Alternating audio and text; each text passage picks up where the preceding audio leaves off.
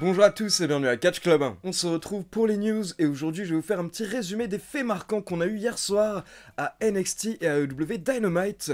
Puis on va parler de Velvet Dream, de CM Punk et également de Triple H qui aurait à nouveau le contrôle créatif total à la WWE. Donc c'est parti, on va démarrer avec une petite mise à jour par rapport à NXT Europe car vous êtes nombreux à me demander mais qu'est-ce qui se passe par rapport à NXT Europe qui devait être lancé à la base en 2023. Et bien pour rappel, il y a quelques mois Triple H avait expliqué que le lancement de NXT Europe a été retardé suite au rachat de la WWE et la fusion avec l'UFC. Donc Triple H nous avait dit qu'à l'heure actuelle, le lancement serait plutôt prévu pour 2024, mais il n'a pas vraiment d'autres détails. Et bien cette semaine, la question a été posée à Shawn Michaels, et Shawn Michaels a confirmé que NXT Europe est toujours prévu pour 2024.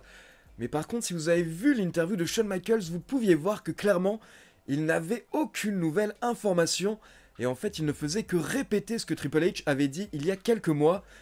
Donc en fait, cette semaine, la mise à jour qui venait de Shawn Michaels n'était pas vraiment une mise à jour, car clairement, on pouvait voir qu'il n'a aucune nouvelle info par rapport à NXT Europe. Donc pour le moment, il va falloir encore attendre avant une nouvelle mise à jour. On continue avec une mise à jour par rapport aux Viking Raiders, car vous en êtes sûrement rendu compte, mais ces dernières semaines, Eric n'apparaît plus à la télévision, et du coup, on a Ivar qui catche tout seul. Et bien d'après les médias américains, Eric est en fait blessé et il a dû être opéré. Nous ne savons pas à quel niveau il est blessé, mais par contre, il devrait être absent pour plusieurs mois. Et habituellement à la WWE, quand l'un des membres d'une équipe est blessé, les deux membres sont retirés de la télévision. Mais apparemment, cette fois-ci, la WWE va faire une exception, car Ivar va bien rester à Raw, il va continuer à apparaître à la télé. Et d'après les médias américains, il devrait même recevoir un petit push. On continue avec une mauvaise nouvelle pour les fans de Hulk Hogan car il y a quelques mois, Hulk Hogan nous avait annoncé qu'on aura le droit à un biopic, donc un film qui va revenir sur sa vie et sa carrière, et le film devait sortir sur Netflix. Mais il y a quelques jours, Hulk Hogan a effectué une interview où il nous a expliqué que suite à des désaccords avec Netflix, le projet a été annulé, et donc le film ne sortira pas sur Netflix. Mais par contre, Hulk Hogan nous dit que le projet n'a pas été totalement abandonné, et donc ils vont tenter de chercher un autre distributeur pour tenter de tout de même produire le film. Et pour rappel, à la base, c'est Chris Hemsworth, donc Thor, qui devait incarner le rôle de Hulk Hogan dans le film. On continue avec une mise à jour par rapport à Dragon Lee, car la semaine dernière, en début de semaine, nous avons le Wrestling Observer qui nous a informé que la WWE va sûrement bientôt faire passer Dragon Lee dans le roster principal, si ce n'est pas déjà fait, car apparemment les officiels ont été très impressionnés par le match entre Dragon Lee et Dominic Mysterio il y a quelques semaines du côté de Raw. Et à côté de ça, il faut savoir que dès la signature de Dragon Lee à la WWE fin 2022, il était prévu dans son contrat qu'il reste maximum 1 an à NXT, et donc il était prévu dès le départ qu'il passe plutôt rapidement dans le roster principal. Et bien pour info, tout ceci a été confirmé le week-end dernier, car depuis le week-end dernier sur le site de la WWE, dorénavant Dragon Lee fait partie du roster de SmackDown, donc il a été officiellement transféré. On continue avec une rumeur par rapport à Velvet Dream, car pour info hier, vous avez le compte Twitter BWE ou Boozer Wrestling qui a sorti une rumeur sur Velvet Dream en nous disant qu'apparemment d'après leurs sources, Velvet Dream sera actuellement dans une sorte de centre de réhabilitation où il suivrait une thérapie. Et donc il effectuerait un gros travail sur lui-même afin de changer son comportement. Et à côté de ça, le compte WE a précisé qu'apparemment ces derniers jours, Velvet Dream était en visite au Performance Center de la WWE. Mais BWE a également précisé que d'après leurs sources, à l'heure actuelle, Velvet Dream n'aurait pas encore re-signé avec la WWE. Donc beaucoup de personnes ont commencé à croire à cette rumeur, sauf que quelques heures plus tard, vous avez Fightful et le PW Insider qui ont également mené leur enquête. Et là, en gros, les deux médias américains ont assuré qu'absolument personne n'a vu Velvet Dream au Performance Center ces derniers jours, et Fightful a même discuté avec certains officiels de la WWE, et d'après ces officiels, la WWE ne souhaite absolument pas réembaucher Velvet Dream actuellement. Mais ce n'est pas tout, car quelques heures plus tard, vous avez Velvet Dream qui a pris la parole lui-même sur son compte Instagram. Il a posté un message où il a expliqué que la rumeur est totalement fausse. Il ne se trouve pas dans un centre de réhabilitation, il n'est pas en train de suivre une thérapie, et il a précisé qu'il n'était pas au Performance Center ces derniers jours, ni à aucun événement de la WWE. Et donc Velvet Dream a gentiment demandé aux médias qui couvrent le catch de ne pas inventer des choses et de plutôt se concentrer sur les superstars qui produisent les choses semaine après semaine et qui se donnent pour le business. Et donc petite remarque perso, je sais qu'il y a beaucoup de personnes qui suivent ce nouveau compte BWE Boozer Wrestling et honnêtement, il donne souvent de bonnes informations par rapport au programme de Raw et de SmackDown, donc à ce niveau-là, il n'y a pas de problème. Il est clairement informé par rapport au scénario de Raw et de SmackDown. Mais par contre, à côté de ça, et je peux vous le dire parce que je le suis également depuis plusieurs mois, il a souvent sorti pas mal de fake news ces derniers mois, notamment par rapport à Bray Wyatt ou par rapport à des retours qui étaient censés arriver. Donc comme je vous l'ai dit, vous pouvez lui faire confiance par rapport au programme de Raw et SmackDown. Mais par contre, par rapport aux rumeurs, je ferai plutôt attention avec le compte BWE Boozer Wrestling. Maintenant, on va faire un point par rapport à CM Punk, et pour info, c'est le bordel car vous avez différents médias américains qui se contredisent, donc je vais vous donner toutes les versions. Tout a démarré la semaine dernière quand le Wrestling Observer a déclaré que d'après leurs sources, CM Punk serait en train de discuter à l'heure actuelle avec la WWE par rapport à un potentiel retour. Et derrière, vous avez même le média House of Wrestling qui a précisé que d'après l'une de leurs sources internes à la WWE, CM Punk pourrait être présent et devrait être présent au Survivor Series cette année. Et pour rappel, les Survivor Series auront lieu à Chicago. Et le truc, c'est qu'en plus, samedi soir, lors de la WWE Collision, on a les FTR qui ont perdu les titres par équipe de la AEW dans un squash match. Et il y a quelques jours, les FTR ont déposé la marque CM-FTR. Du coup, beaucoup de personnes ont commencé à paniquer et les gens se sont demandé si les FTR vont quitter la AEW pour rejoindre la WWE avec CM Punk. Mais pour info, rapidement, les membres de FTR ont précisé sur Twitter que pas du tout, ils ne comptent pas quitter la AEW. Et ils ont même rappelé qu'ils ont re-signé avec la AEW il y a quelques mois pour plusieurs années. Donc il n'y a aucun problème entre les FTR et la AEW. Et petit détail, la raison pour laquelle les FTR ont perdu les titres par équipe samedi soir et aussi rapidement, ce serait apparemment parce que Cash Wheeler serait potentiellement blessé. Et donc toujours en début de semaine, la semaine dernière, vous avez Fightful qui est intervenu après avoir mené leur petite enquête. Et ils ont précisé que d'après leurs sources, CM Punk serait bien intéressé par un retour à la WWE.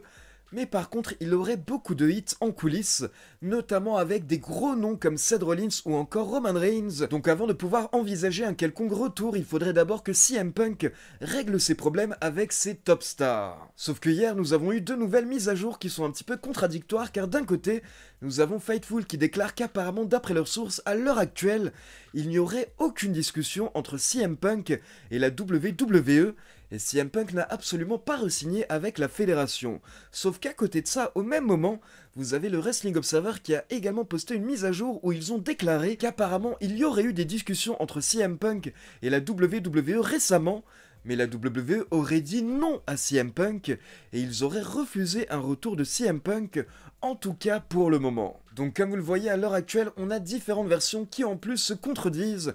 Donc personnellement, si j'ai un conseil, je pense que pour le moment, il ne faut pas trop s'emballer. On continue avec les faits marquants qu'on a eu lors de la grosse soirée catch qu'on avait hier soir, avec Dynamite qui était face à NXT. Et donc d'abord, du côté de NXT, hier soir, on a Cody Rhodes qui a ouvert le show.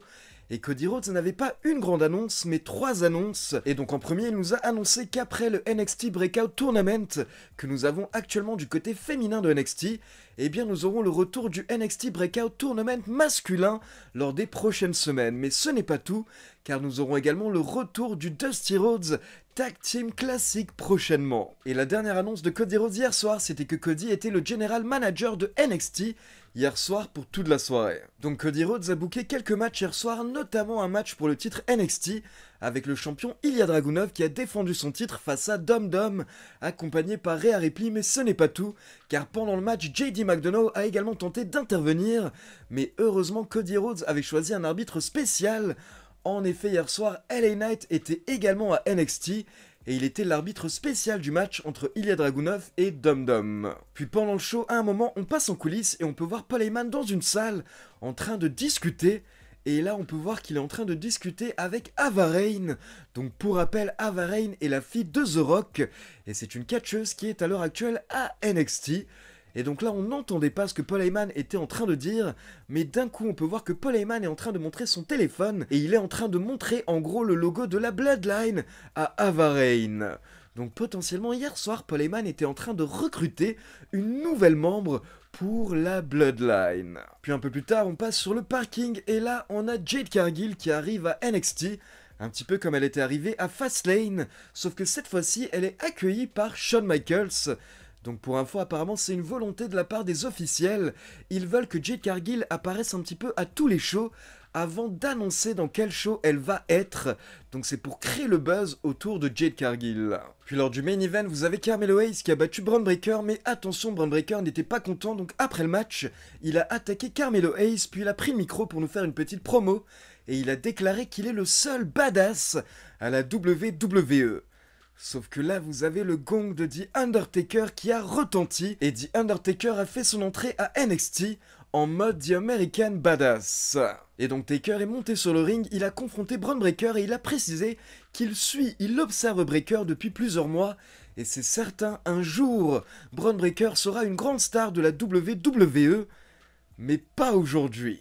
Et là, vous avez Taker qui a mis une droite à Bron Breakker et derrière, il lui a porté le chokeslam. Et donc en face, du côté de AEW Dynamite, à la base, on devait avoir le rematch entre Jon Moxley et Rey Fenix pour le titre AEW International, sauf que hier soir, juste avant le début du show, Tony Khan a annoncé que pour le moment, Jon Moxley n'a toujours pas reçu le feu vert des médecins, donc il n'a pas l'autorisation pour remonter sur le ring. Donc Jon Moxley a été retiré du match et il a été remplacé par Orange Cassidy. Et hier soir, Orange Cassidy a battu Rey Fenix, donc il a récupéré le titre AEW International. Mais ce n'est pas tout, car hier soir vous avez également Hikaru Shida qui a battu Saraya pour remporter le titre féminin AEW pour la 3e fois. Et donc bien entendu, à la fin du show, on avait le premier match de Adam Copeland à la AEW contre Luchasaurus. Et donc Adam Copeland a bien remporté le match, mais derrière, on a eu une bagarre générale avec plusieurs heels et babyface de la AEW. Et donc on va terminer avec une rumeur par rapport à Triple H, mais si c'est vrai, ce serait plutôt une bonne nouvelle du côté de la WWE, et en tout cas ça a l'air de faire très plaisir aux fans en ligne.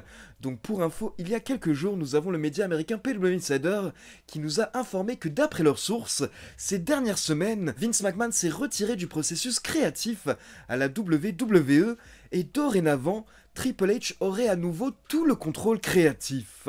Mais attention, PW Insider et le Wrestling Observer ont directement précisé qu'on ne peut pas savoir si ce retrait de Vince McMahon est définitif ou s'il est temporel, mais en tout cas, apparemment à l'heure actuelle, le groupe Endeavor aurait totalement adoubé Triple H en tant que big boss du contrôle créatif de la WWE, et ce serait Triple H qui prendrait les décisions à 99,9% ces dernières semaines. Et donc encore une fois, Fightful a mené sa petite enquête et vous avez un officiel de la WWE qui a déclaré à Fightful qu'il suffit de regarder le show et de se rendre compte que clairement quelque chose a changé, car ces dernières semaines, vous avez Johnny Gargano qui est de retour alors qu'à la base son retour avait été annulé. Vous avez également Tiganox qui est dorénavant présente lors des shows. Vous avez Dragon Lee qui apparaît à peu près partout. Vous avez Carlito qui a enfin effectué son retour alors que ça fait des mois qu'il a re-signé avec la WWE. Cameron Grimes a été ramené à la télévision, Bronson Reed remporte les matchs, les titres par équipe et le titre intercontinental sont mis en avant du côté de Raw et ils sont même parfois en main event. Donc clairement d'après cet officiel, il suffit de regarder le show pour se rendre compte que c'est clair que c'est Triple H dorénavant qui décide et que Vince McMahon intervient beaucoup moins et il effectue beaucoup moins de changements à la dernière minute. Donc bon, écoutez, tout ce que j'ai envie de dire, c'est espérons que ça continue comme ça. Donc voilà, c'est tout pour les news. Maintenant comme d'habitude, c'est à vous, n'hésitez pas à me laisser vos avis dans les commentaires. Et comme d'habitude, n'oubliez pas de liker la vidéo, de vous abonner à la chaîne et de cliquer sur la petite cloche pour être informé de la sortie des prochaines vidéos. Ciao tout le monde!